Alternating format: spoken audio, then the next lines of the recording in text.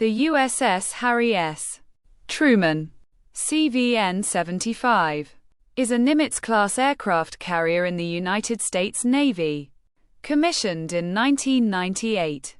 It's a floating airfield, capable of launching and recovering aircraft for power projection and air defense. Powered by 2 nuclear reactors, it can operate for over 20 years without refueling.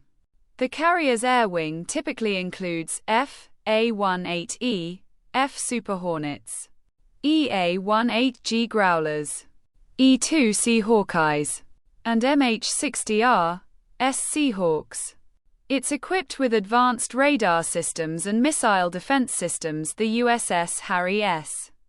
Truman is a significant asset in maintaining U.S. naval presence and projecting military strength globally.